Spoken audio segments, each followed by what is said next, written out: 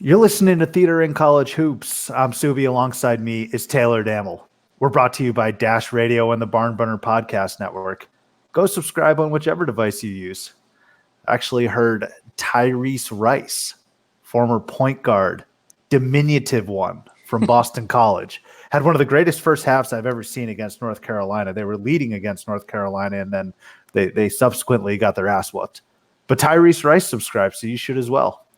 Check out the website at thebarnburner.com. That's the-barnburner.com. And make sure to follow us on Twitter at CBB Theater. You should also follow me at Subi232 to find out where the Theat is, and Taylor at Taylor Dammel. We're sponsored by Blue Note, artfully crafted small batch bourbon distilled in Memphis and honoring the Memphis Blues. Be noteworthy, Memphis. All right, so the NBA's back. World Series is on. Football, both college and NFL, in full swing. And hockey's back too. That's fine. Like, I got no. Hey, hold on. No, I'm going to stop you there. The Colorado Avalanche are the best team in the NHL right now, which is my team. So I have to actually, for once, stop you on hockey. But yes, continue on. Well, hold on. Are they better than the Sabres? Aren't the Sabres the best team? Or am I wrong about that too? I don't know. A couple days ago, the Avalanche were the best team. I don't. And that's talking sure, hockey. They're up there. They're up there at least. So. Well, point being, all the major sports back in the swing of things, and all we're waiting on, baby, is our beloved, our wife, basically, college basketball. Married to the game. All we're waiting for is our beloved college hoops. That, I think, will be in next 12, 13 days, I believe, is tip. And so we got a big show today and basically the rest of the season over the next few weeks. Leading up to tip, we will be providing previews and our picks for the major conferences. Today, we're starting with the ACC. But before we do that, Taylor, a few quick notes that I don't know if you saw on Twitter just yet, but a lot of late-breaking news, which essentially is hinting at the season's right around the corner. First and foremost, Josh Langford, Michigan State, out until January. Initial reaction, what the fuck?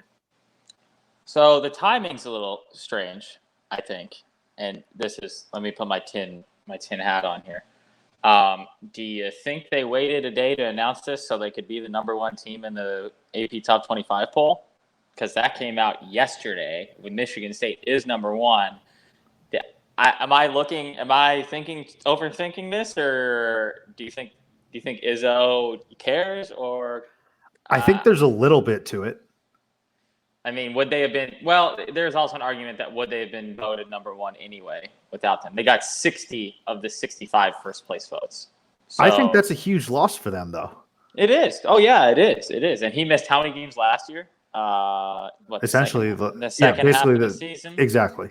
Right. So it kind of sucks in a way because we know how good he is. But now we're going to essentially have gone an entire season without seeing him, and you just hope that, not that any of his injuries are major, but you just hope that they don't all kind of come together to make him not a shell of himself, but even just 90 or 85% of himself, because that team is stacked. And I like Michigan State. I know you like Izzo at Michigan State, so I have no ill will against them. So, and I don't like to see anybody get injured. So, it's a huge loss, though. At least it's the first half of the season. You can live with that a little more as long as he comes back healthy. Whereas last year it was like, well, now you're missing the tournament, all that type of stuff. It's just not. There's only so far you can go without your best players in the tournament.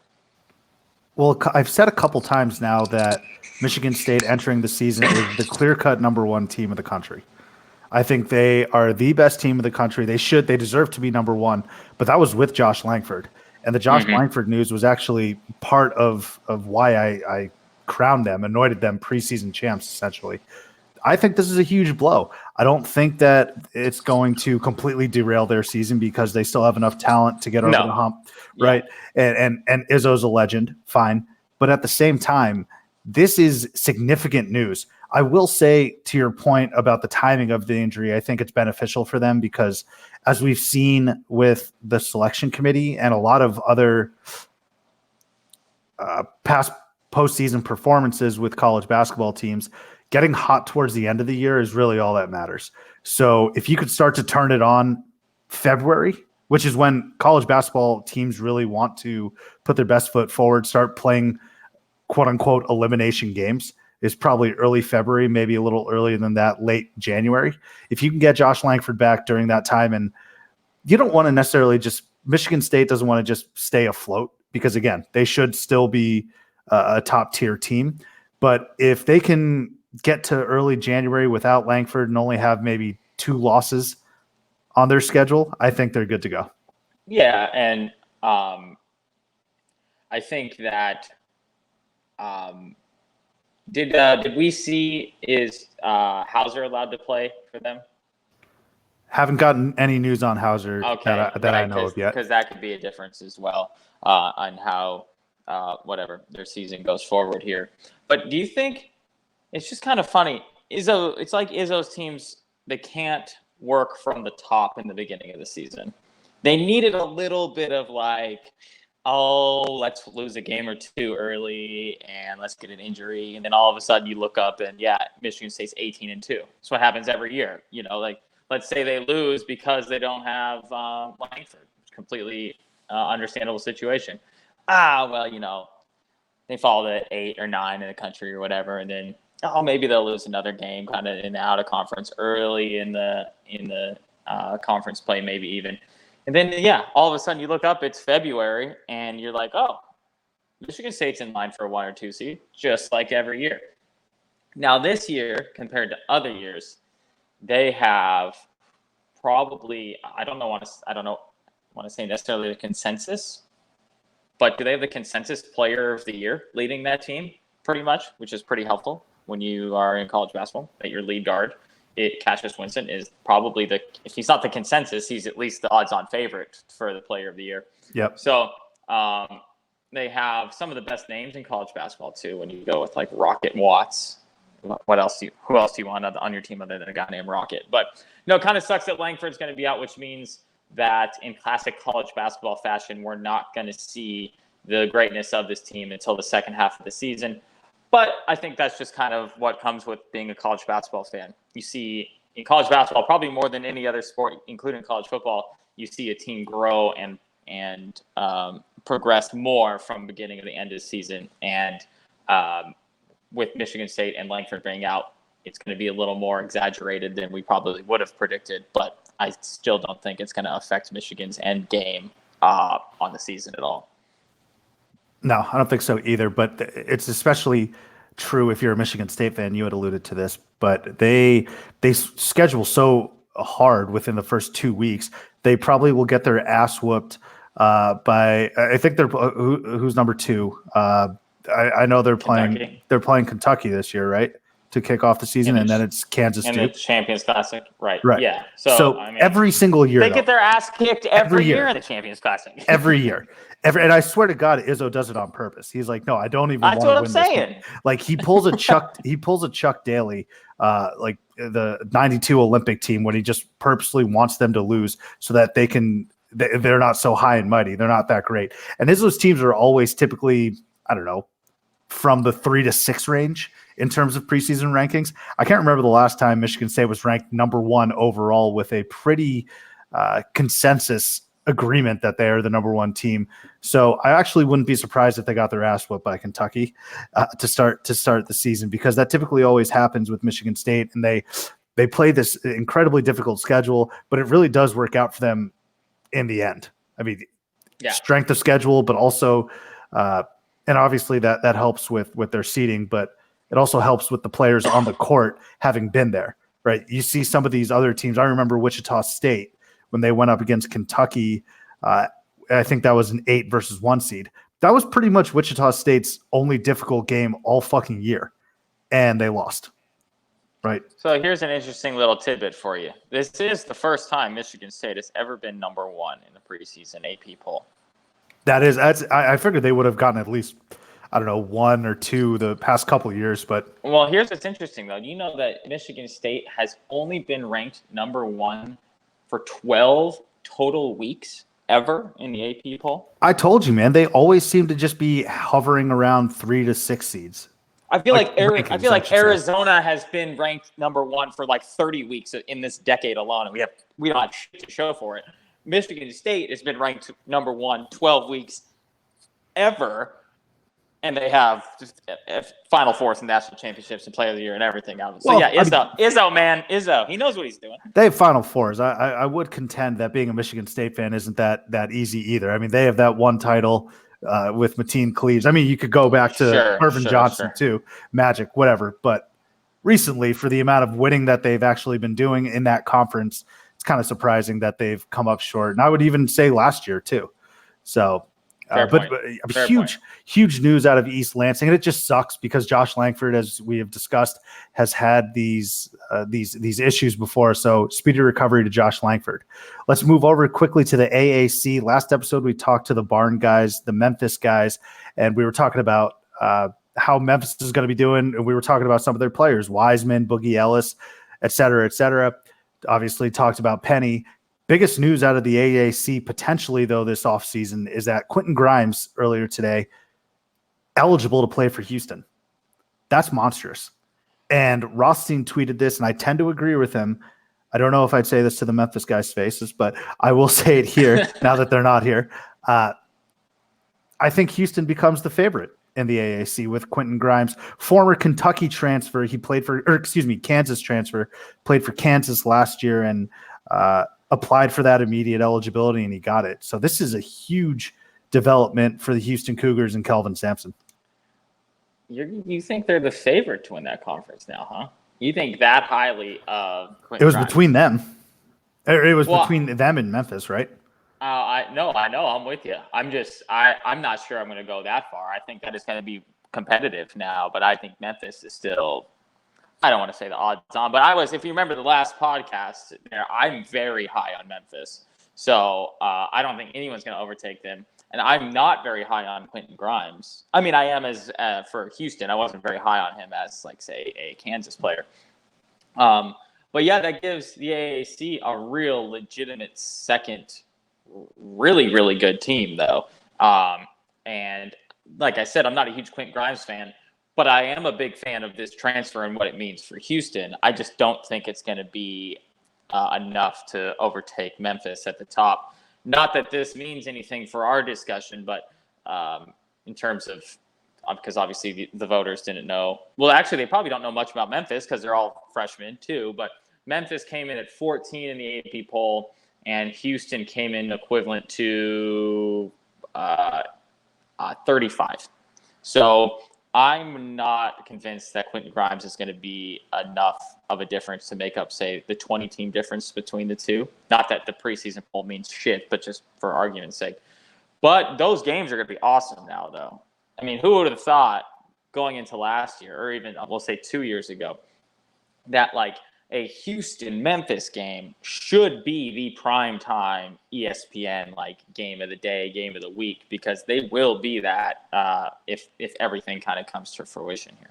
Well, it's going to be your quintessential experience versus inexperience guys, right? All of Memphis, I think we discussed it last episode, they only have one senior, and he's at the end of the bench. Mm-hmm. The majority of the damage from Memphis is going to come from their incoming freshmen, whereas you got guys from Houston who have been to the tournament the past 2 years, who have been the dominant force in the AAC. You got guys like Giroux, who transferred over from Memphis UMass a couple years back, and now Quentin Grimes.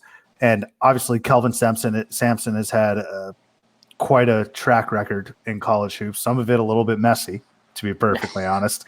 Which college basketball coach doesn't have a slightly messy past at this point? Yeah, it's very true. But, I mean, it's going to be the epitome of experience versus inexperience, and that's going to be a lot of fun to see how Memphis handles that, because typically I will tip my cap, unless you're like a Duke or a Kentucky, I'll tip my cap to the elder statesmen.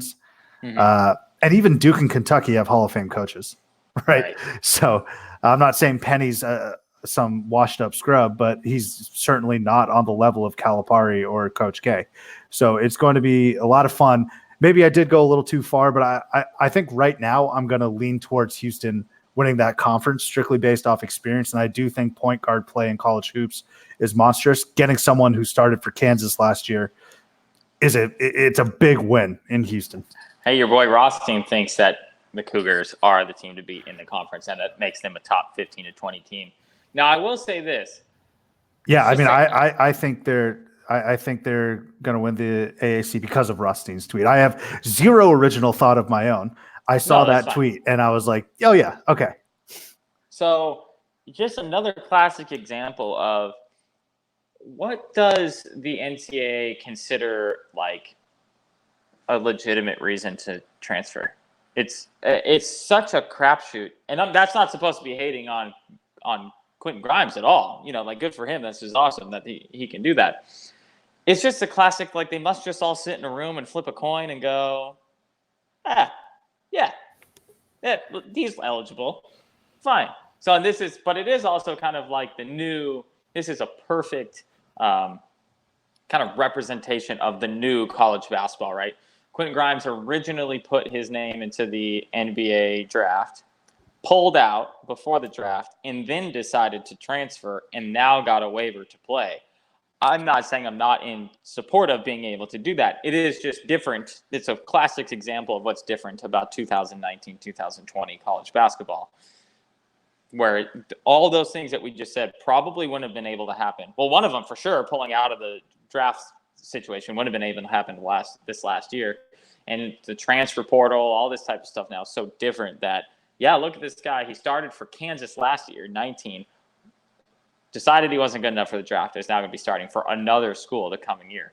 I think that's cool. I think it's fine. And I guess maybe case by case basis, whether I would agree with that from, all the way down the line, but certainly going to make for a lot more of exciting times in the AAC. And I'm not sure. Yeah, we'll have to get some rebuttal from the Memphis guys to see if they are pumped about this or not. And I'm guessing that they're not pumped about it. Yeah, I can't imagine that they are, but they probably are pumped that Wiseman is on preseason All-America team. Yeah, right. That's pretty fucking incredible. Yeah. Mm-hmm. We'll have to see what Slim thinks about that. There's not an eye on him, but yeah, honestly, the way I'm looking at it, I could see this becoming this year's Shark prediction of last year. So if you didn't listen to the last episode, we had Barn Burner Slim on, a big Memphis guy, and he said he wasn't 100% sold just yet on James Wiseman. I'm not going to say that he was hating on James Wiseman or saying that he was going to be a bust or anything like that. He was just a little apprehensive, cautiously apprehensive, which is okay. And so what I'm comparing it to is the Shark last year, basically saying that, hey, I'm not sold on Zion.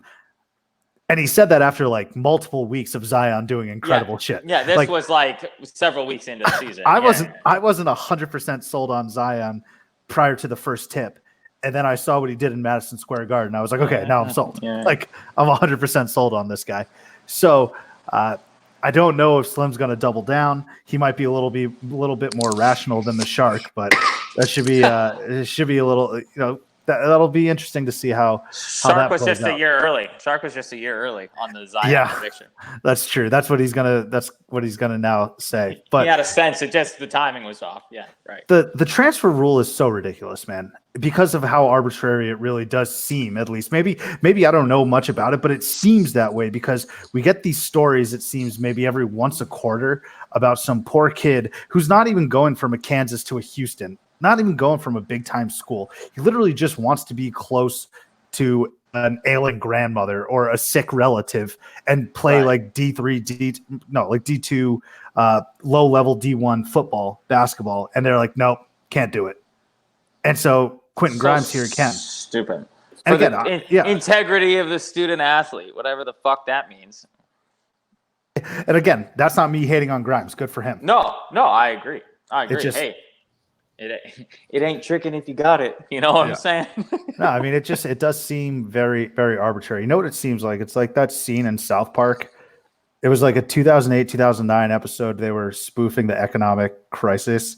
And basically Stan he's trying to return this Margaritaville maker. And he goes to, these people that determine the best and most prudent financial way of getting out of it. And it's like a government bailout or like, these other options. The way they choose is they literally cut a fucking chicken's head off and let it walk around on some board and whatever it lands on. And determine. That's how they determine it. Can I tell you something without you getting mad? Not a South Park guy? I've never watched a single episode of South Park. That's okay. I figured that. You're not a TV or movie guy. The analogy works, though. Well, it kind of just depends on the TV. Sports, but reality TV you are. Bachelorette. Yeah. We're in some Law and Order SVU, perhaps. A little Mariska Hargitay. What up, though? So, yeah, that's I was not a South Park. Not an animated guy in general. Maybe that's my problem.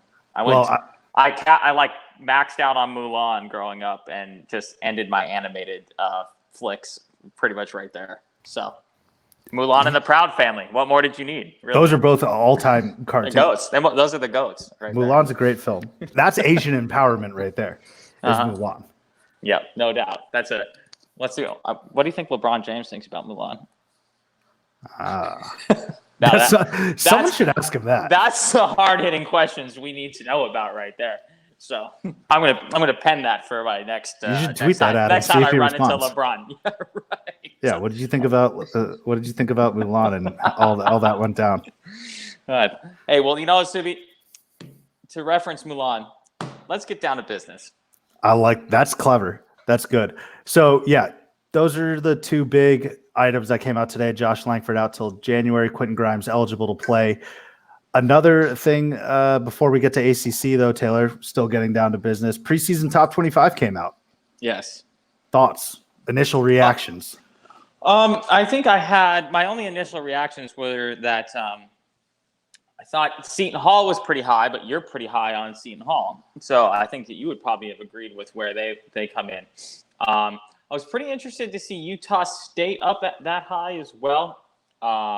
Utah State, I am actually a Utah State fan for a number of reasons. As a college football and college basketball bettor, they are great for covers over the last decade in both sports. So I've always known a little bit more than I would say the average about Utah State. Still surprising to have them come in that high. Virginia was pretty low. They're like the lowest ranked.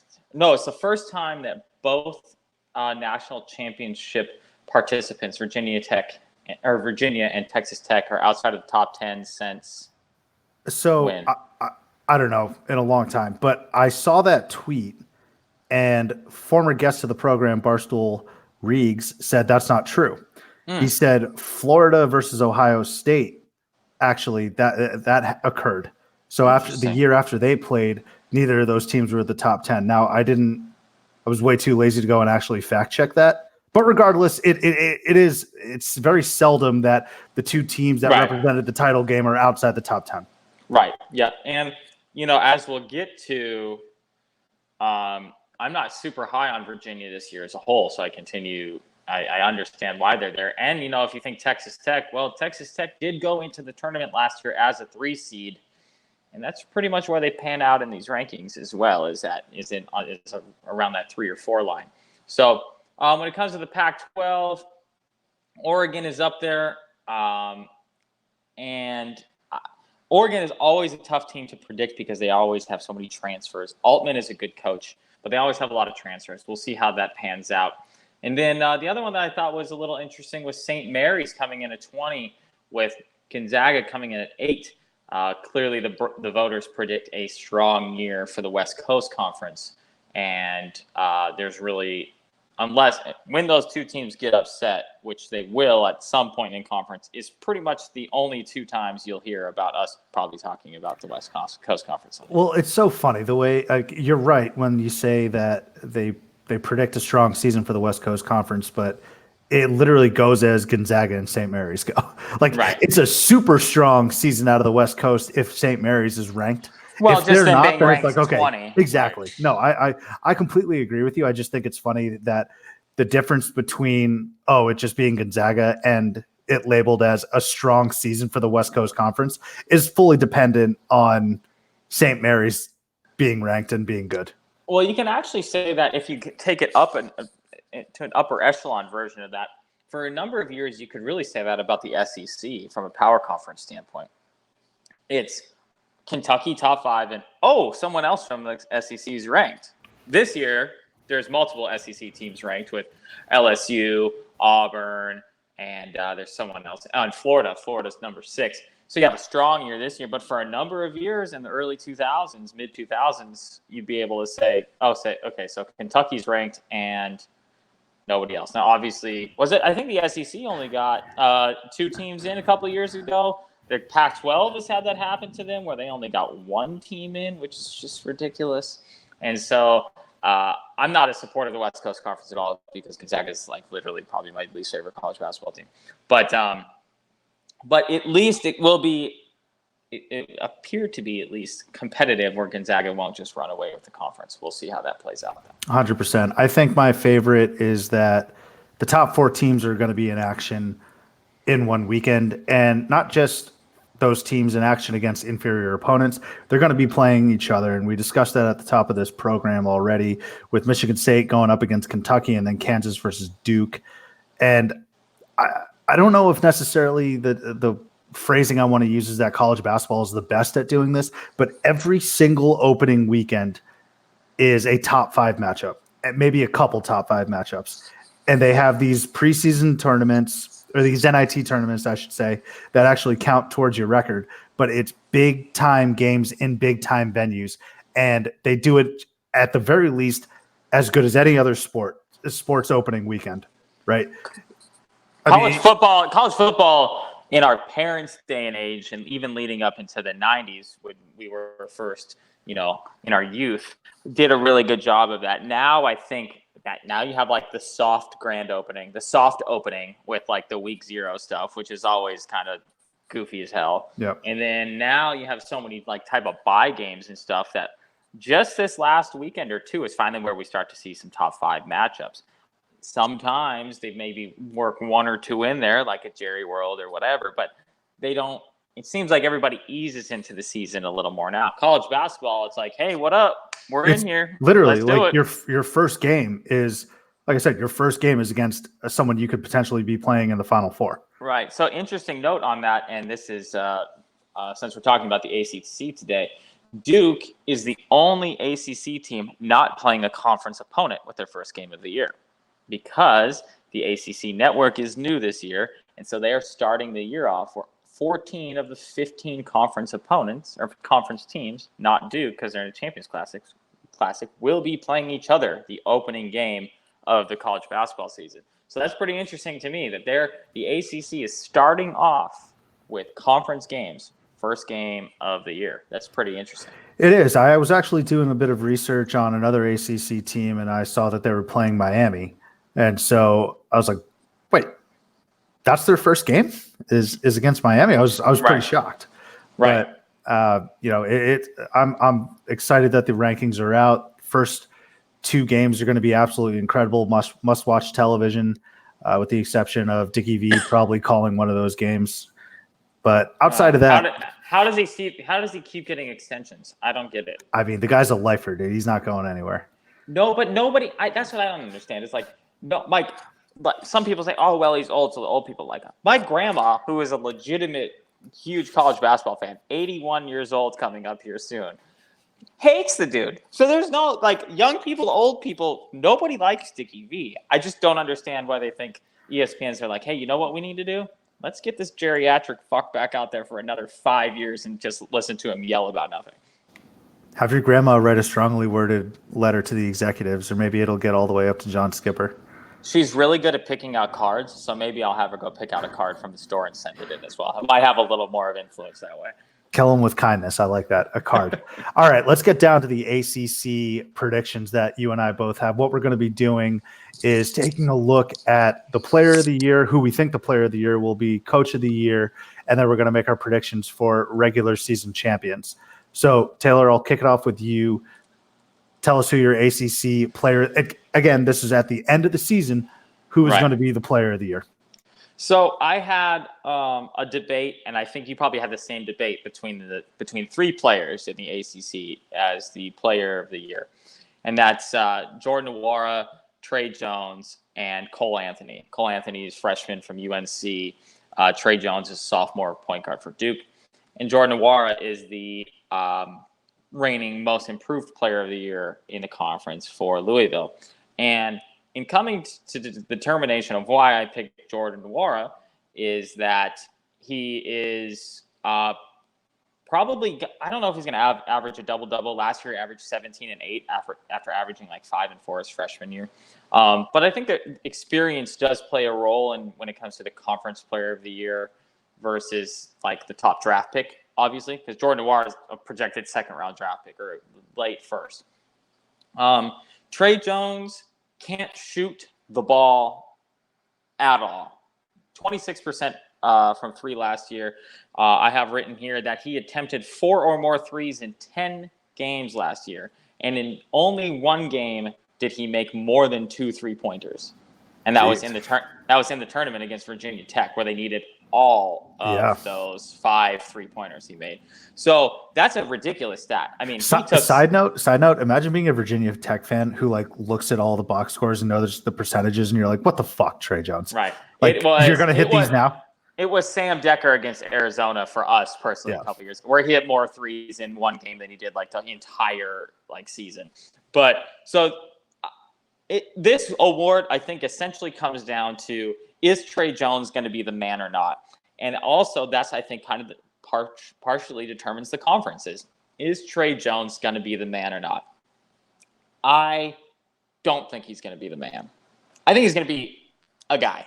The guy, not the man, though, if that makes sense. So that's why I went with Jordan Nwora. I think J. Cole Anthony is the best, most talented player in the conference, but that doesn't mean that he's going to be the conference player of the year. And so let me lead that in saying I picked Jordan Nwora because I think they're going to pick the best player from the best team, and I think the best team is going to be Louisville. And it's interesting in the ACC this year because the ACC is, I don't want to say it's underhyped or not underhyped. It's certainly less hyped than it was last year. Last year you had, with Zion coming in, last year's ACC season was being hyped from the previous year even. Like when Zion was in high school, we were hearing about last year's ACC team schedule. And it's not going to be as hyped. I don't think the conference as a whole is as good this year. I think they only get 6 teams into the tournament as a whole, maybe 7. I think 6 is probably the number, though. And so my conference player of the year is Nwora because I think Louisville is going to win the conference. I think that Trey Jones I think he's going to be really good. Don't get me wrong. I think he might even be like an all-conference type of player. But he's going to have to vastly improve his offensive game from a shooting or scoring perspective because his players around him this year he doesn't have 3 lottery picks he's playing next to. He has 3 first-round draft picks he's playing next to. But he doesn't have an all-generational Zion Williamson playing next to him. He doesn't have R.J. Barrett playing next to him. He's got Vernon Carey and Cassius Stanley and really good players. Top 10 team in the country, most likely, as the year rolls on. I'm not as high on them as the AP poll is. Duke, that is. But so I'm going with Louisville. They have a good mixture of experience and recruits. They have the 3rd-ranked recruiting class in the ACC, where it wasn't top-heavy like Duke's generally is, but there was more like a bunch of 4-star quality guys and then another 5-star guy as well. Their 5-star recruit is Samuel Williamson, a small forward from Texas, and so he obviously will be a big factor. But I just like Louisville. I think Chris Mack is going to be not the coach of the year, but probably the second in coach of the year. And so my coach of the year pick is Leonard Hamilton from Florida State. Forever young Leonard Hamilton. Yeah, let's go. Because I think Florida State's going to be the surprise team, not only just in this conference, but maybe in the country. Let me ask you this. How do they always do that? Every single fucking year, they're the surprise team. Well, Florida State last year, and let me bring this up so I don't quote this wrong, Florida State had like 28 wins last year. And that's what it always seems to happen is like they get into the tournament, and you're like, oh, they're like a 6 seed or a 4 seed. Like they're a good team, and they have like 28 wins or something like that, and knock out a team or 2 in the tournament. But I think that they're actually going to have a really good year this year, and I think they're going. I say really good is like the fourth best team in the conference, because I don't think they're going to be, and maybe the fourth best team in the conference. But that's really good because I don't expect them. Nobody expects them to compete with Duke, Carolina, and either Louisville or Virginia, right? Like, no one expects that. This year, I think they can actually compete with Virginia just simply because Virginia lost so many people. Florida State is always athletic. They're just not as big this year as they usually are. Usually that's how Florida State wins, is because they can pretty much put three defenders across from each other and they can almost arm's length, like reach the entirety of the court side to side. Little fun fact about Florida State, and it goes to what you were just saying, is they have a top 4 record in the ACC over the past 5 seasons. So they've been right there each and every year. It seems like they always have the athletes. They just don't always have the skill level to be there. They've reached the second round 3 years in a row. They've reached the Sweet 16 2 years in a row, and they reached the Elite Eight 2 years ago. Yeah, 2 years ago. Yeah. That's crazy. So and they just don't get talked about. They really don't get talked about. And, if you look at any of the articles or, on ESPN or CBS Sports or whatever your preference is to watch there, it's always, and I get it, they're always, the Duke, the North Carolina, always talked about as the top team in the conference. Florida State is right there. They're a sneaky good basketball program. So that's what I'm going with.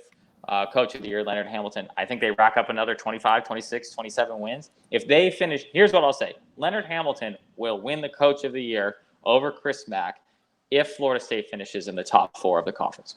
And that's what I think is going to happen. I think they're going to compete with Virginia for that fourth spot in the conference. So my winner of the conference is Louisville. My player of the year is Jordan Nwora, and my coach of the year is Leonard Hamilton. Well, this fucking sucks because I have the same player of the year and regular season champion. So I'll get to those in a second because, well, bluntly put, we share the same ones. But I'm going to go and start off with ACC Coach of the Year, and I'm going to go with Kevin Keatts at North Carolina State. Oh, I love what Kevin Keatts has done at North Carolina State so far, man. He has turned that program around ever since Mark Gottfried left it in complete shambles. Kevin Keatts, complete fucking shambles, dude. All Gottfried ever did was bring Dennis Smith Jr. to campus, which is pretty cool. But illegally, that was it. Yeah, that's fine though. I mean, they were just yearning for any sort of. Again, I think I mentioned this a few episodes ago. A once proud basketball school just thirsting, yearning for any sort of success. And Gottfried was kind of like a facade. He's like, yeah, I got Dennis Smith Jr., but didn't really translate to wins. Kevin Keatts is doing that. He's slowly but surely building up that program. And at one point, it was pretty much between in that, like, basically on Tobacco Road. It was basically between them and Wake Forest as to who was playing third fiddle behind North Carolina and Duke. And North Carolina and Duke typically always it's 1A, 1B, whomever is better that year, I guess. Right. But NC State and Wake Forest is just god awful with Danny Manning. So Kevin Keatts has done a great job thus far of building them back up, and I think he's got 2 really good players in his backcourt that are going to help him, and Braxton Beverly and Markell Johnson. Braxton Beverly, if you pick against North Carolina State in the tournament, which is perfectly fine, you're going to hate Braxton Beverly. Just first of all, the way he looks. He's like a shortish white point guard with tattoos, but he's effective. I mean, he definitely looks like a guy that would listen to G-Eazy. Braxton Beverly he looks like the point guard. What about Machine Gun Kelly? Does he would listen to Machine Gun Kelly? Yeah, probably. that genre right there. Like that wheelhouse, that's what he's listening to pregame to get pumped up. But Braxton Beverly is a good ball player. And then Markell Johnson last year had signs of maybe not superstardom, but he was a damn good player for them last year. There. And so I think both of them are going to lead their teams respectively. One game it might be Beverly, the other game it might be Markell Johnson. The only drawback with this North Carolina State team that may hold Kevin Keatts back is I was looking at the roster. They have a guy named Max Farthing, and I mean it just looks like farting. So you need to have strong names. That's not a strong name at all. No, definitely not. But another huge key for Keatts this year is that most of the turning. You know how much I love experience when it comes to these second to third tier teams. Again, experience doesn't matter / count for the Kentuckys, for the Carolinas, for the Dukes of the world, Kansas, maybe even. It doesn't matter for those teams. But with a team like NC State that's trying to grow and trying to build a culture, I think this is the year that Kevin Keatts puts it all together. I think they make the round of 32, maybe round of 16, and I think that they are going to fall right outside of those top three teams, which are clearly Duke, Carolina, and Louisville. Maybe not in that particular order, but I think they actually nab that 4, maybe even 5 spot. But I think this is also going to be a classic case of, well, look what NC State was 2 years ago. Even if they get that 5th seed in the ACC or 6th seed, comparatively speaking, if they can get to that level, Kevin Keatts has done a phenomenal job. So I'm going with Keatts. Does the name DJ Funderburk make up for a name like Max Farthing, though? Because yeah, maybe it does even itself out, because I think his dad's Lawrence Funderburk.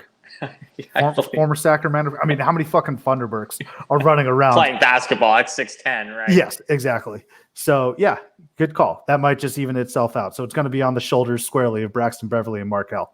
So interesting little debate between our coaches of the year here, and that is Florida State right now what NC State thinks it's been over the last couple of years? Maybe. I don't think that they've. I don't think NC, maybe the fans, I don't know, but I feel like NC State fans even are like, well, we still kind of stink. But NC Kevin Keatts has given them something to cheer about. NC State hasn't made an Elite Eight since '86, which is crazy. No, I mean, and you know what? And I make the mistake, and everybody makes the mistake of picking NC State in the tournament. Because they look and they've always had talent like CJ Leslie and those Cat Barber, those teams, you're like, you know what? They're going to knock off a couple teams in the tournament, and then they don't every year. So you think this year that it's going to be the year that they actually can not their successes. Yeah, they're successful. I think they'll win a game in the tournament. Yeah, right, and that is successful in my mind as well. Yeah, so absolutely. Do you think they pick off any of the top 3 teams this year then? Absolutely. I mean, I haven't looked at 4 teams or whatever. Schedule. Right, dude. The ACC is typically always still loaded at the top. Is that Siri? What's Siri have to say about this? Yeah, I don't know. I guess Siri's on Kevin Keatts with me too. Then. I guess NC State met Hey Siri in yeah. Oh shit! I just said Hey Siri again. Shut up. So basically, at the end of the day, I think that every ACC team will have a opportunity to win a big time game on their home court. Obviously.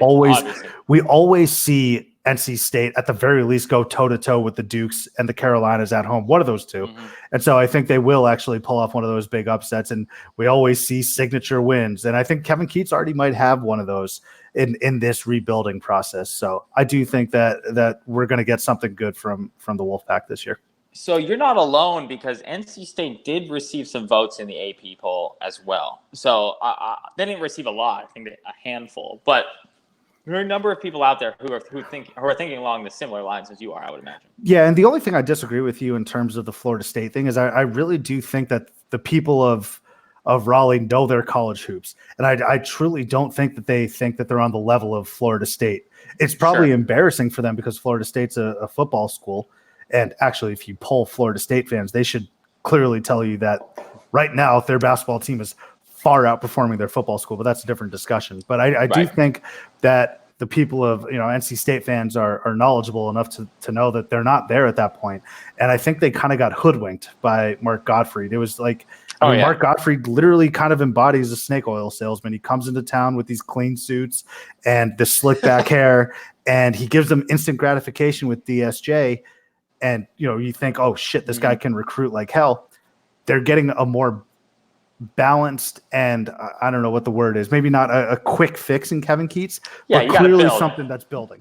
You got to have some building blocks, some foundational or a foundation to build off of, rather than just. And that was, Godfrey brought recruits, but a lot of those recruits were guys that were super athletic guys who thought they were one and dones, and that's not a great way to build a program in a way, unless you are like one of the top 5 coaches in college basketball. Yeah, you can build that way, sure, but you can't build your program off of a bunch of one and dones who only become second round draft picks or not even drafted at all. That that's not going to get you anywhere. So it might get you an upset win from time to time in the conference, but it's not gonna have a lot of prolonged success. You need to if you're a meddling program looking for a new coach, you need to look at someone who has a trajectory of winning in the postseason with a mid-major that's not able to get big-time recruits, and that's what Kevin Keats did with. I don't think it was either Greensboro or Wilmington. It was either UNC, Greensboro, or whichever one is the Seahawks. He won with them. I don't know. I forget who that is. But well, that reasoning right there is almost specifically why we probably both have Louisville winning this conference, is because they found a great coach to take over for Pitino, and that is someone who had success as a mid-major school and now has the ability to coach up like some real players. And at least in my mind, is going to do that. So I do have a note, and not to hijack your segment here, but because we both have the same player and team as the winner for Player of the Year, and Jordan Nwora as the Team of the Year and Player of the Year, Louisville actually has not had a Conference Player of the Year since 93-94. That seems like a long time for. So this is going to be semantics. Oh, Conference Player of the Year. I thought you were going to say strictly ACC Player of the Year. I thought it was one of those gotcha. No, they haven't had a Conference Player of the Year since Clifford Rozier. No relation. None? Really? That's kind of surprising too. I didn't go that deep into the family tree, but yeah, I was pretty surprised about that. So I didn't fact check that, to be completely honest with you, but I did read it in 2 different ACC previews, and so I'm just hoping that they had fact checked this, but that could be wrong. But that was actually surprising. It was surprising, but not surprising, because Louisville always has like the 3rd best player in the conference. It seems like, right? Yeah. And they might have the 3rd, 4th, 5th, 6th, and 7th best players in the conference, but they don't necessarily seem to have they don't have the number one. They don't have like Zion Williamson there, right? They don't seem to have that guy. They seem to have the 2nd or 3rd guy back from that. So interesting, but you would think that at some point a team as good as Louisville would be due to have a Conference Player of the Year, especially with Nwora being the most improved Player of the Year last year. Yeah, so I think it's going to be broken up here by Nwora. I think he's going to help out with that streak, actually. And so you had mentioned it, but it's kind of a crapshoot in the ACC. There's just so much fucking talent in that one conference, just residing in that one conference, and a lot of it is actually on that one road, in Tobacco Road. So it's going to be nice to deviate from those schools, and I think we're going to get it with Jordan Nwora. He may have only been projected as an early 2nd round pick, but he was one of the best talents to pass up the NBA and not even test the waters. I think he immediately came back to Chris Mack, which I think speaks volumes about Chris Mack and his ability to coach and his ability to continue to develop some of these players. Like you had mentioned, also, he was a 17-8 guy last year, and he shoots at a pretty decent clip. I think he's at 53% shooting, which is really good for college. So that's going to help him. But this is the reason why he's going to win the ACC Player of the Year. And it's because he's going to get the opportunity to come up with big-time wins. We talked about signature wins for Kevin Keats. This is going to be his resume for ACC Player of the Year, Jordan Nwora. And I'm going to identify these wins, potential wins. Right. He's got Texas Tech. Mm-hmm. He's got UNC. Mm-hmm. These are the 3 big ones, though. At Kentucky, at Duke, at Virginia. I think they get Virginia at home as well. But if you can play well and lead your team to those 3 wins at Kentucky, at Duke, at Virginia, and then if you play well, obviously against Texas Tech and UNC, probably don't even need to win all those games, honestly. Right, you just need to play well. Right, at least win. Now you can't lose all 3. You probably have to go, if those are 5 games, 3-2. Probably have to go 3-2 in those games. The point being, though, is all he has to do. He has an opportunity that a lot of other players don't necessarily have in terms of who they're playing. You look at the Big East and a guy like Miles Powell, right? You look at the Pac-12. I don't even know who might be leading in that respect, like McKinley, right? Isaiah Stewart. Yeah, Yeah, right. like, Or, I mean, Jaden McDaniels. Right. they don't have these big time nationally televised games in hostile environments where they can go out and prove that, hey, I went toe to toe with some of the best in the country, Duke and Kentucky, which are two top 5 teams, and then at the home of the defending national champ, and also beating the team that they beat, Texas Tech, right? So it's crazy. It's literally a perfect road. Yeah, right. He's got to play well, and I think he will. He's going to have the exact opposite of empty numbers. However, full numbers, whatever you want to phrase that. His numbers are going to be legit. Like these were against what? So he's probably has 7 or 8 games against top 5 teams in the country this year. Yeah, or top 10. Excuse me, top 10 teams in the country, and not that Texas Tech and Virginia could be there. So yeah, right in that range where you look at a Pac-12 school, for example, like you just said. Are any of those schools playing a top 5 team? A half dozen maybe have in the whole conference games against top 5 schools. Whereas in the ACC is, I don't think is great top to bottom, but they are, as per usual, very top heavy. And the fact that Louisville has these great out of conference games, along with, especially because rival Kentucky, that's going to be an awesome setting. Yeah, so it'll be the reason he wins Player of the Year, or it'll be the reason he doesn't. Yeah, really. And it's 2 added wrinkles as well. Is playing in the ACC, you're going to get that national media attention and exposure, which is going to be huge for people voting for you. But in addition to that, you have the added motivation of playing against Duke. Yeah. Right. If you remember last year, Louisville blew arguably like the worst comeback for Duke I've ever seen against a team. Louisville was up 20 plus. 21, yeah, right. 21 with, I think, like 10 minutes to go in the game. Mm-hmm. And they fucking blew it. One of the biggest meltdowns you'll ever see. That was speaking of Trey Jones, that was like his best game of the year. Cam Reddish, too. That was the Cam Reddish. RJ, everyone played well. Like Zion didn't play in that game, right? No, he got like poked in the eye or something like that. Right. But at the end of the day, that Duke game is going to be huge. And if he explodes, do not be surprised if he uses last year's game as motivation. So Jordan Nwora, we're on the same page there, ACC Player of the Year. And then I agree with you in the sense that these kind of go hand in hand. You have to marry that regular season champ with the Player of the Year.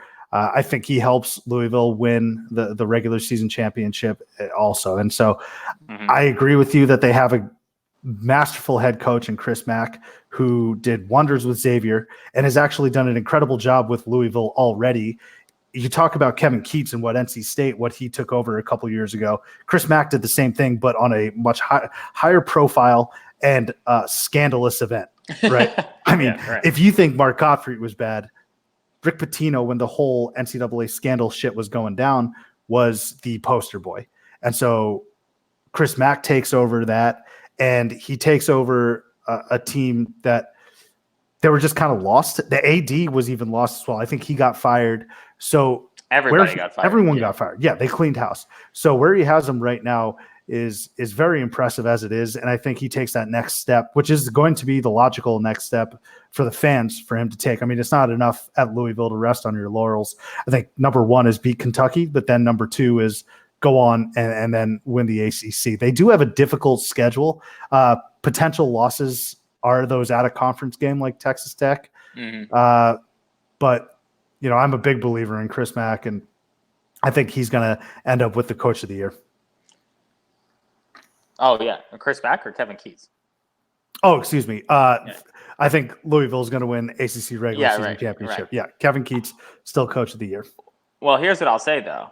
Is I think you and I are both in agreement that if Keatts or Hamilton don't win, it's because their teams didn't perform as well. And I would put Chris Mack as the second person to probably be in there.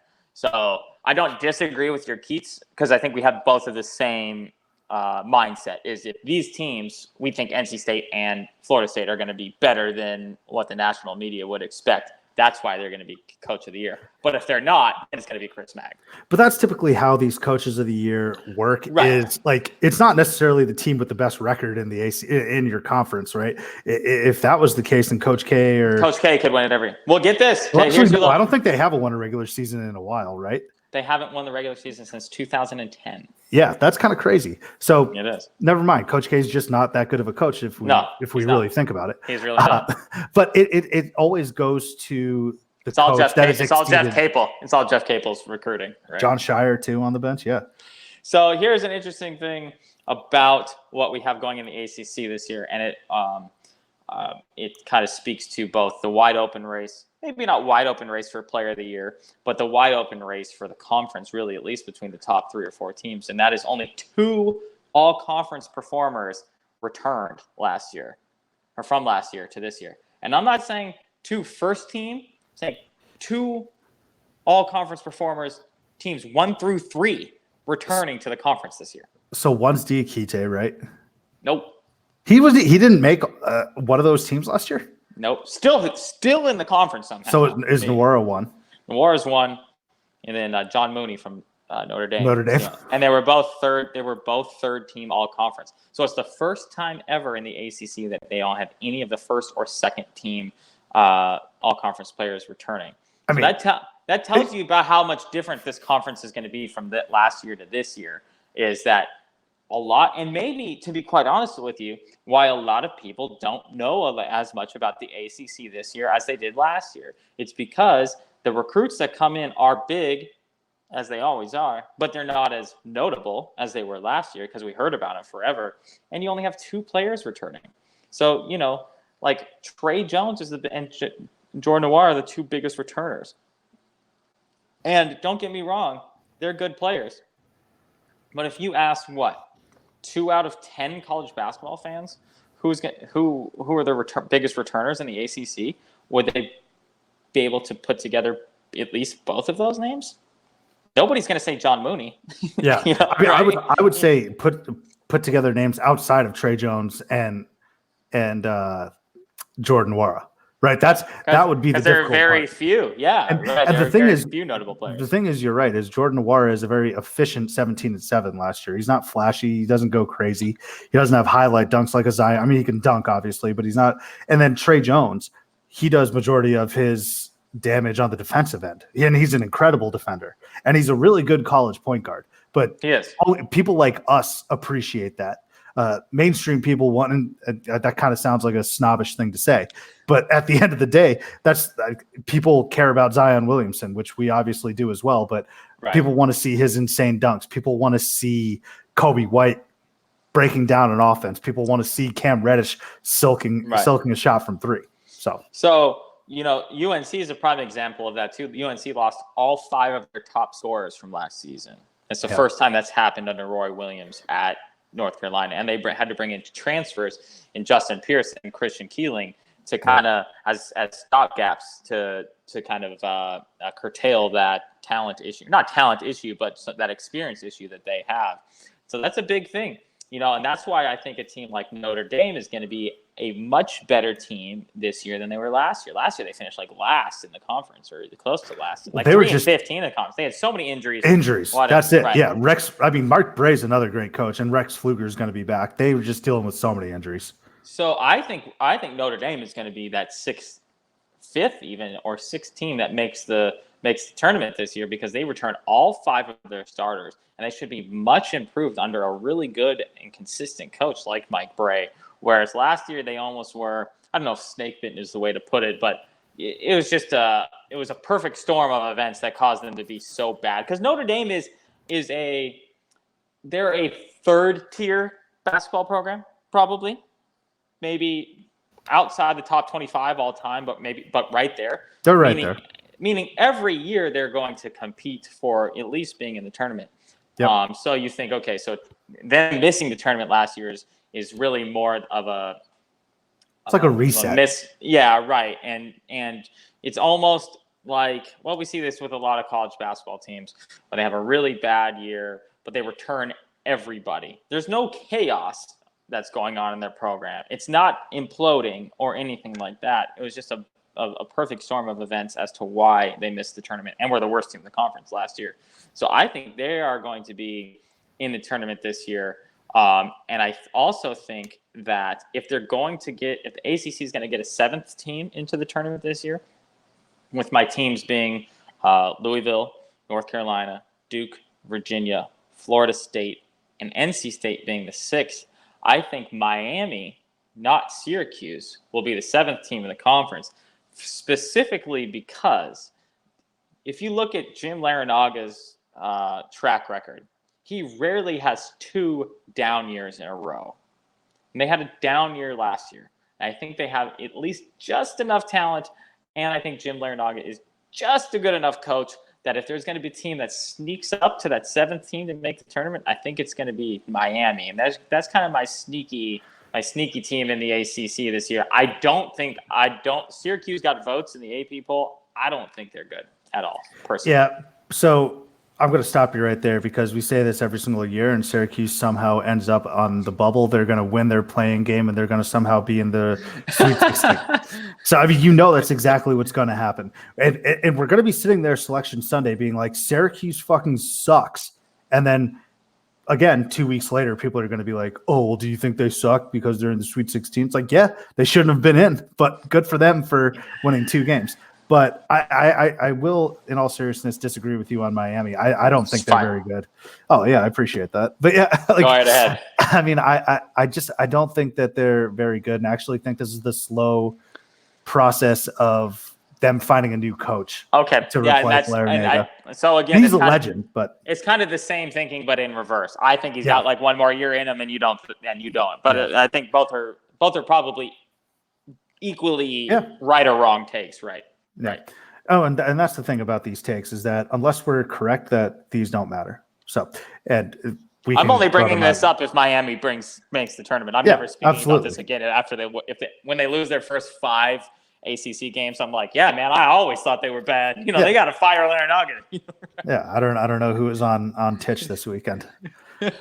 So, all right, Taylor and I are in agreement. ACC Player of the Year, Jordan Nwora, in agreement with the regular season champion being Louisville.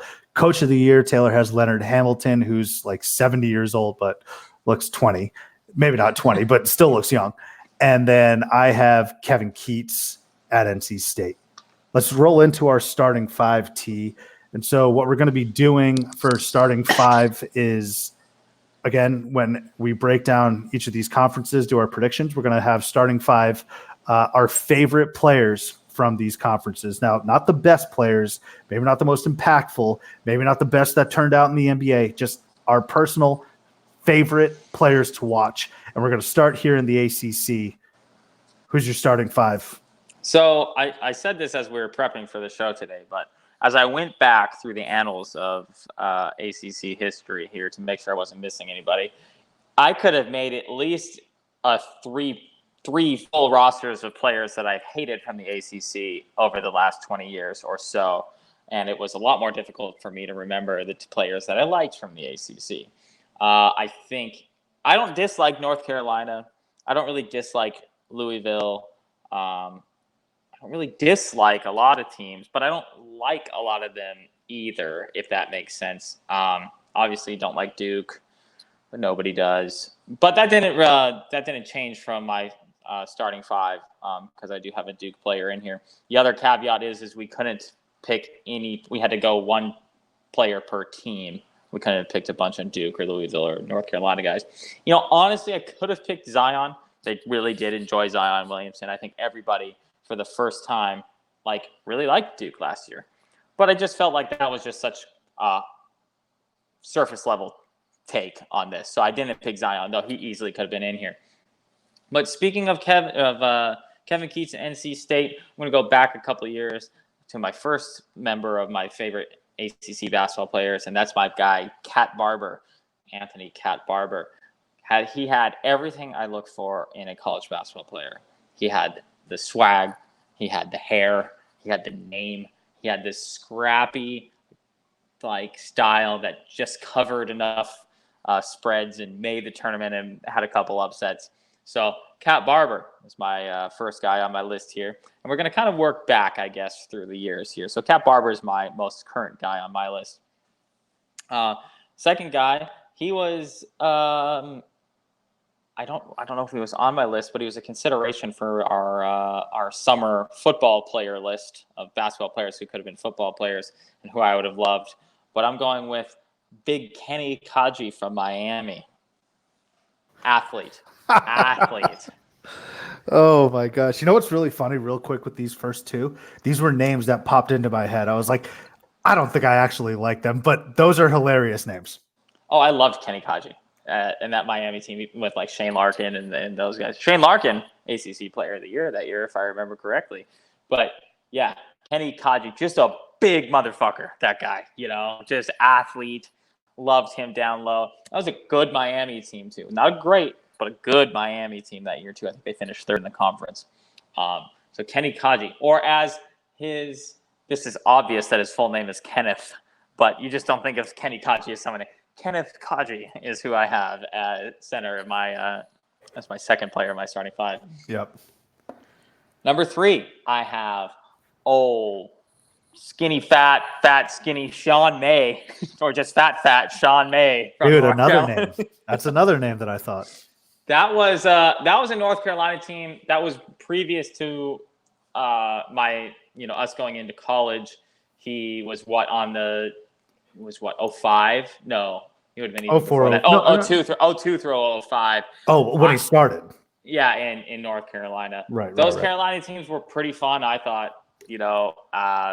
And they were really good. Sean May, for some reason, is the guy who stuck out as like someone who shouldn't have like been as good as he was because he was huge, but he was the Final Four most outstanding player in 2005, second team All-American in 2004. So he's a memorable person. 6'9", 260, thick, got his Tank. eyes closed.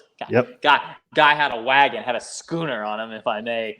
Yeah, got to go with my boy Sean May down low. I'll say also Sean May currently on the North Carolina coaching staff, but additionally we owe Sean May a big thank you because in 2005, as Arizona fans, Illinois beat Arizona in the Elite Eight. It was a huge comeback and devastating for fans in Tucson.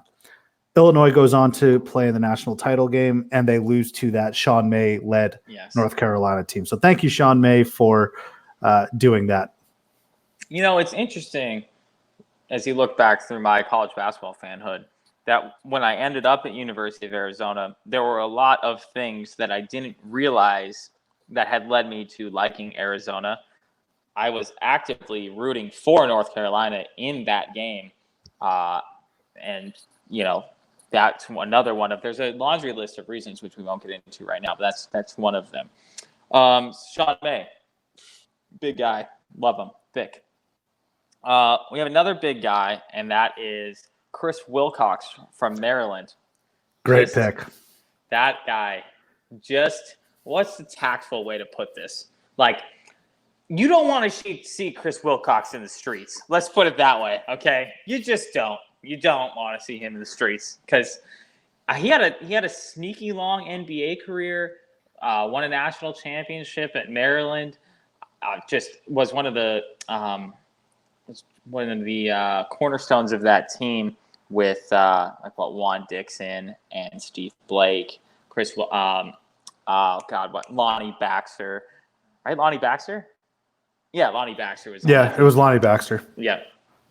Chris Wilcox, also member of the all-hair team as well. Not later in his career, early in his career, member of the all-hair team. He kind of had that ASAP Rocky going on when he was at Maryland in the national championship game there. So Chris Wilcox, a member of the team. And then I was actively trying to not choose a Duke player, but I felt it necessary for our Alaskan listeners to go with Trajan Langdon, the Alaskan assassin. Kind of had to, really, had to. East Anchorage High School, Anchorage, Alaska, was really before Carlos Boozer and Mario Chalmers, kind of like the Alaskan basketball player.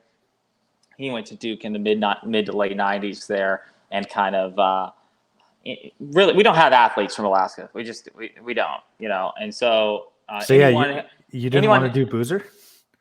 I don't really like. He's got a great hairstylist though.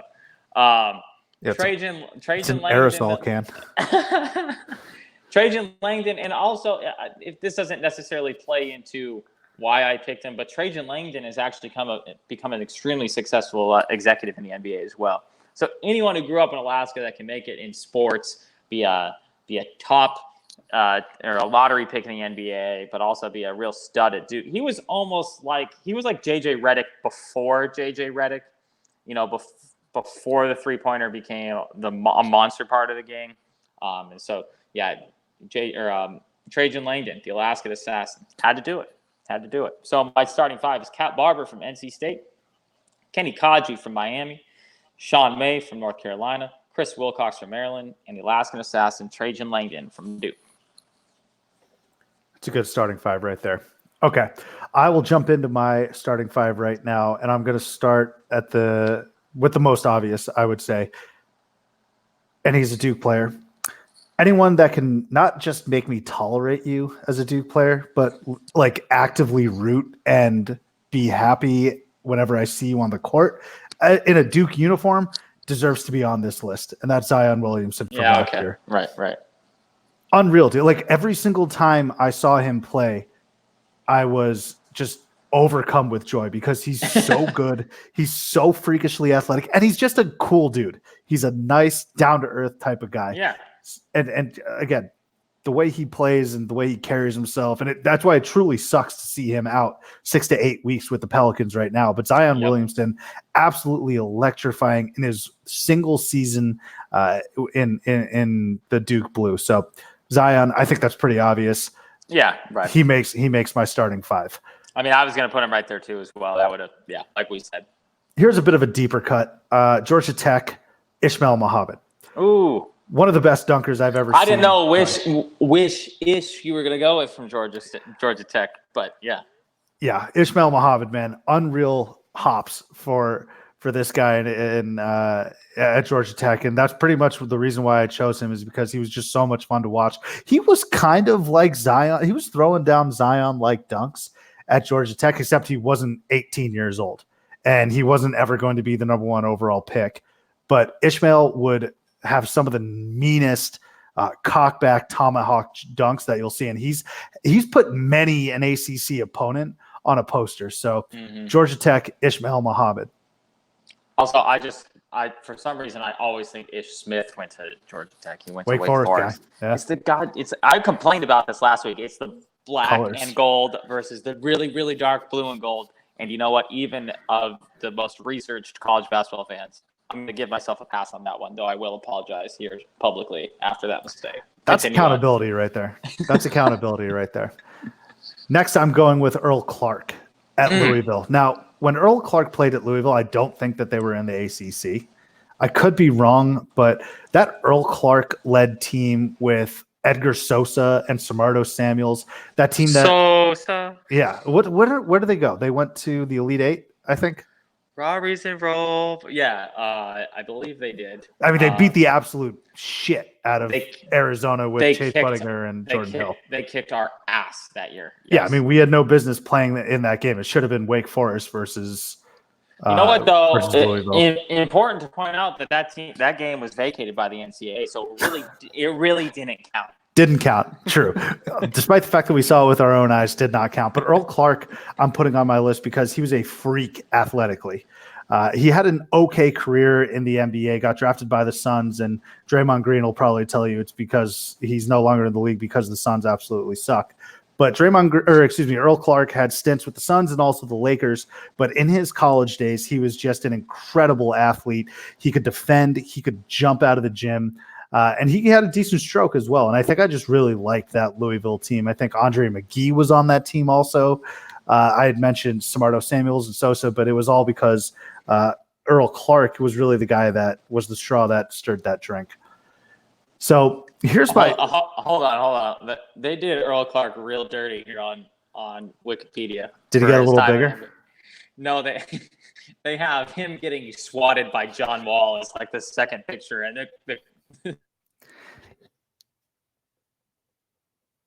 on Wall stuffing 6'10" Earl Clark. I can't believe they did your man's like that. Doug, you know what it was? It was probably a Kentucky supporter who was editing that page. That's probably what it was. And also, no shame in getting stuffed by the number 1 overall pick. That's fine. Correct. Sorry, continue. I just had to. No, that's fine. So I got love for Earl Clark. This next one, before the show, we were talking about it, and I said, this is kind of random, and I honestly don't know if I love him, but I kind of like his story and basically what he had to fight through. And that's Joel Berry at North Carolina. This is kind of a weird pick, but Joel Berry at North Carolina, you think of all the great point guards that have come through there, and everyone talks about Kendall Marshall. Had he not gotten hurt, what that North Carolina team would have done.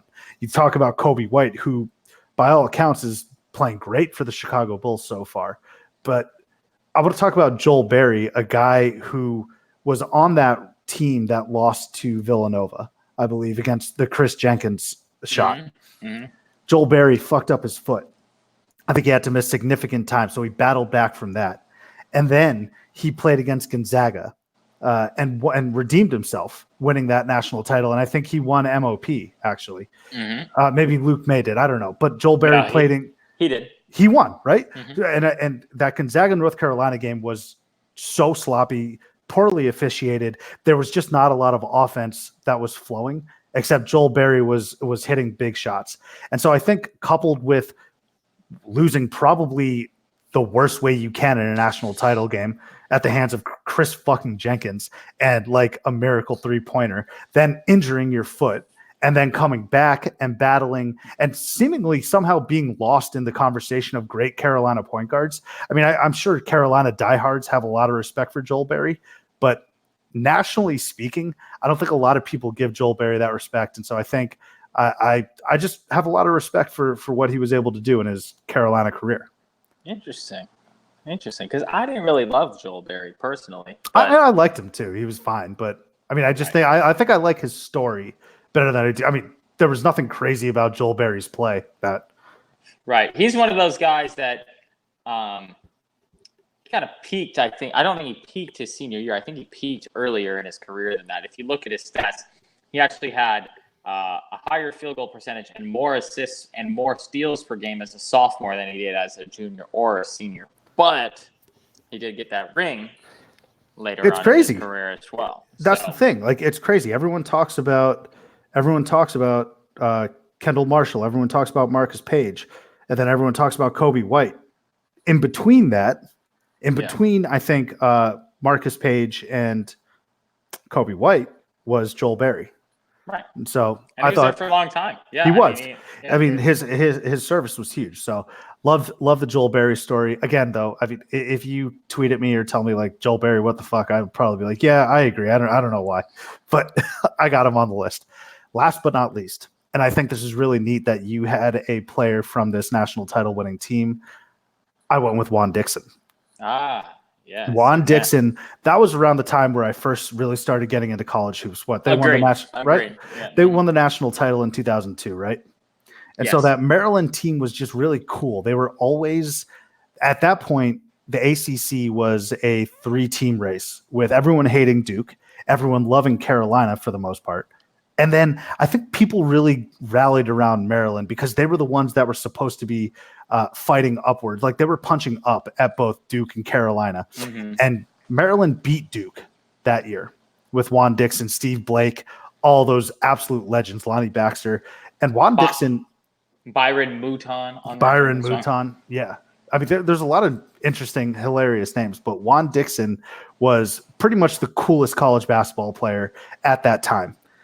He wore the baggy shorts, the baggy jersey, and he came up huge for that Maryland Terrapins team that helped Gary Williams win his national title there. So it's kind of like, I mean, I liken it to this. I'm a Manchester United soccer fan because I started watching soccer in like 1995 when David Beckham started getting absolutely monstrous.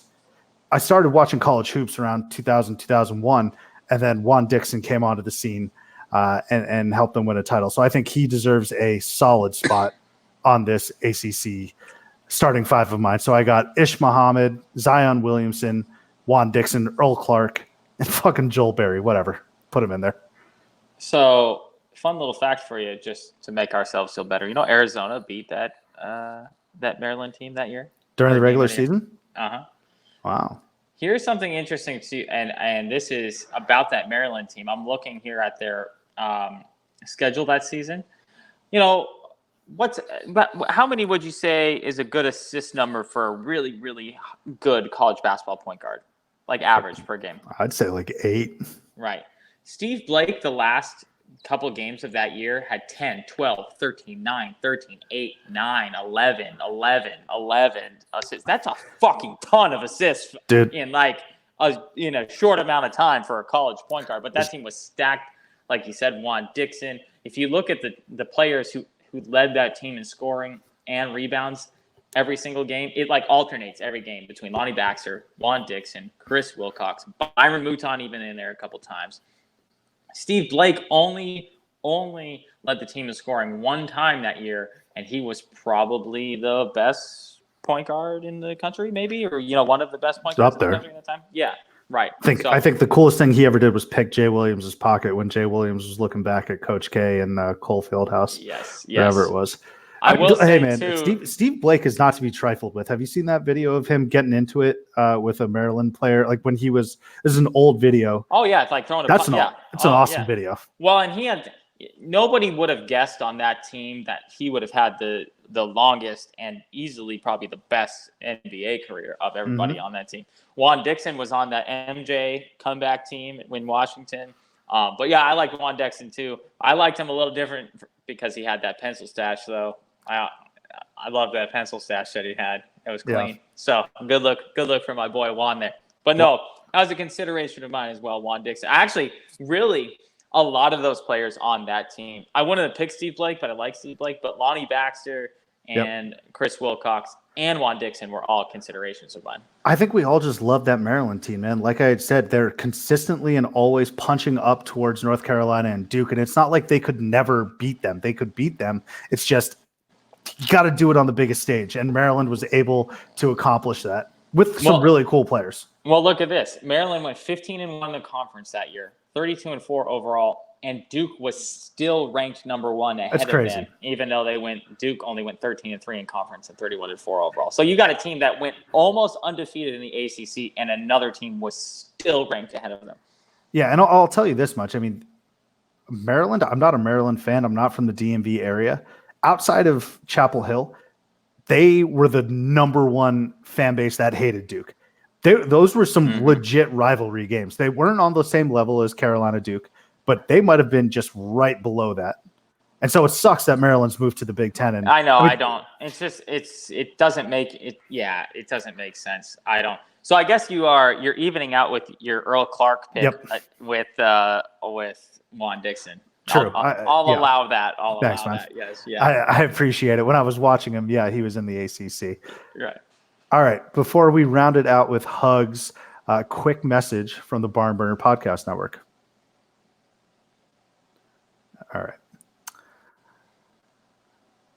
All right, Taylor, let's finish this up with some hugs.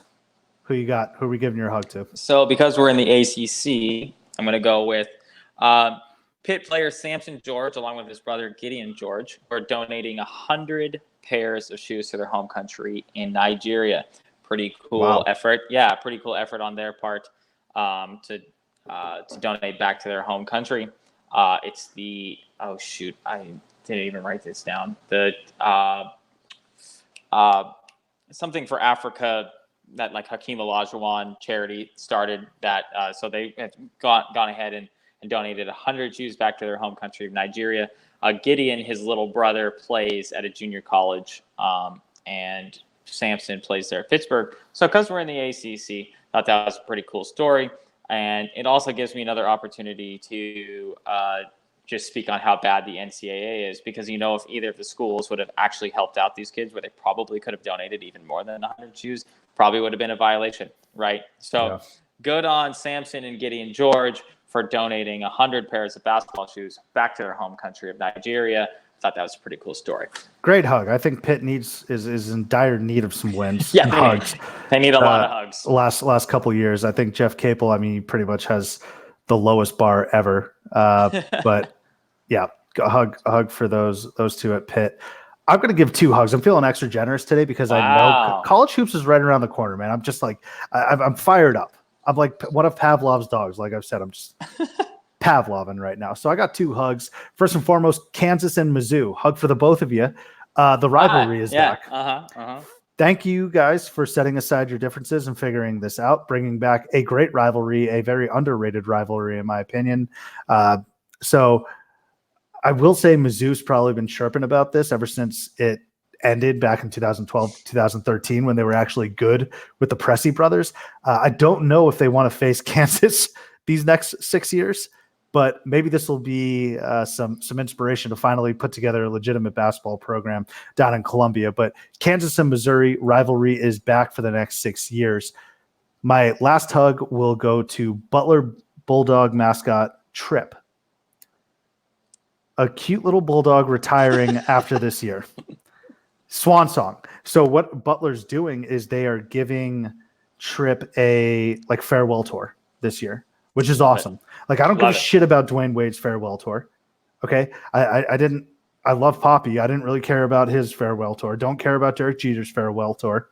Draymond Green clearly doesn't care about Paul Pierce's farewell tour. Nobody cares about human farewell tours. But when it comes down to a dog, and when it comes down to Butler, who's a universally loved team for the most part, I think you just got to pen them in for the Final Four if this is Tripp's last year, right? Works for me. So hug for both Kansas and Mizzou, and also a big hug for Tripp on his swan song. Enjoy your retirement, Tripp. Enjoy it. Thanks as always for listening, team. We will be back on Friday. I don't know exactly what conference we're going to be discussing just yet, so that'll be a surprise. Looking forward to Twitter poll. Oh, we could do a Twitter poll. Might just be one or two engagements, but you know what? It'll be you and I voting against each other. Yeah, right. All right. Catch you next time.